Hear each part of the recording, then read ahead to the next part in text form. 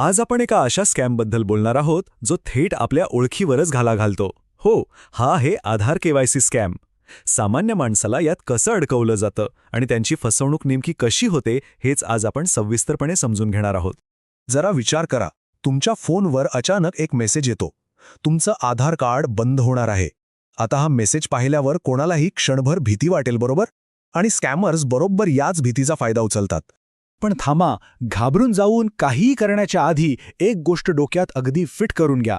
हा एक मोठा स्कॅम आहे. असा कोणताही मेसेज पूर्णपणे बनावट असतो आणि तो फक्त लोकांमध्ये भीती निर्माण करण्यासाठीच डिझाईन केलेला असतो. तर हा मेसेज नक्की काम कसा करतो हे समजून घेणं महत्त्वाचं आहे, कारण हा फक्त एक साधासुधा मेसेज नाहीये, तर सामान्य नागरिकांना त्यांच्याच जाळ्यात अडकवण्यासाठी वापरलेलं एक शस्त्र आहे. मग सगळ्यात मोठा प्रश्न, हे स्कॅमर्स हे सगळं नेमकं करतात तरी कसं? त्यांची फसवणूक करण्याची पद्धत काय आहे? चला, आपण त्यांची ही कार्यपद्धती स्टेप बाय स्टेप समजून घेऊया. ही संपूर्ण प्रक्रिया 4 सोप्या पण अत्यंत धोकादायक पायऱ्यांमध्ये घडते. सगळ्यात पहिली पायरी असते आमिष दाखवणं. म्हणजे एक SMS किंवा व्हॉट्सॲप मेसेज येतो की KYC अपडेट न केल्यास तुमचा आधार निष्क्रिय होईल. मग येते दुसरी पायरी, सापळा.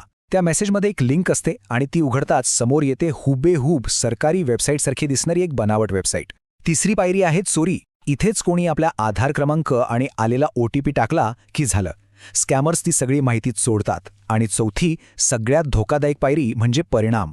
ही माहिती मिळताच ओळखपत्राचा गैरवापर सुरू होतो. म्हणजे अगदी नावावर कर्ज काढण्यापासून ते इतर गुन्हेगारी कृत्यांमध्येही ओळखीचा वापर होऊ शकतो. पण मग एक प्रश्न मनात येतो की एवढं सगळं कळत असूनही लोक का फसतात?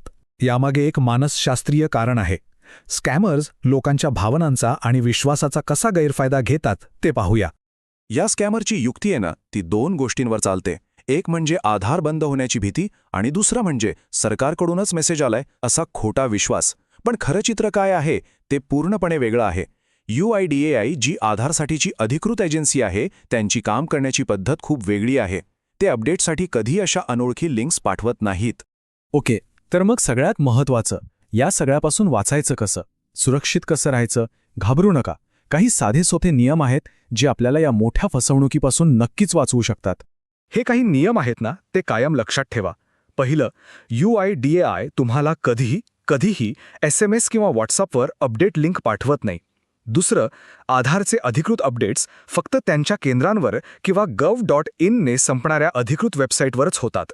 तिसरं, कोणत्याही अनोळखी लिंकवर क्लिक करून आपला आधार क्रमांक किंवा OTP अजिबात शेअर करू नका. चौथं, नेहमी वेबसाईटचं URL तपासा. आणि शेवटचं आणि महत्त्वाचं, जर असा संशयास्पद मेसेज आला तर तो लगेच रिपोर्ट करा आणि डिलीट करून टाका. बरं, ही सगळी माहिती तर आपण समजून घेतली, पण आता येते सर्वात शेवटची आणि खरं तर सगळ्यात महत्त्वाची पायरी. ही पायरी आपल्या सगळ्यांच्या सुरक्षितेसाठी खूप आवश्यक आहे. एक गोष्ट पक्की लक्षात ठेवा, हा आधार स्कॅम म्हणजे फक्त काही पैशांचं नुकसान नाहीये. ही आहे सरळ आपल्या ओळखीची चोरी, म्हणजेच आयडेंटिटी थेफ्ट. आणि याचे परिणाम आपल्या आर्थिक आणि सामाजिक जीवनावर खूप गंभीर होऊ शकतात. हेच या स्कॅमचं खरं आणि भयंकर स्वरूप आहे. आता एक शेवटचा प्रश्न, जर माहितीच आपलं सर्वात मोठं संरक्षण असेल तर ही संरक्षणाची ढाल कोण बनवणार? कोण मजबूत करणार? याचं उत्तर खूप सोपं आहे. आपण सगळे. ही माहिती आपल्या मित्र आणि कुटुंबासोबत नक्की शेअर करा आणि त्यांना या मोठ्या धोक्यापासून वाचवा. जागरूक रहा, सुरक्षित रहा.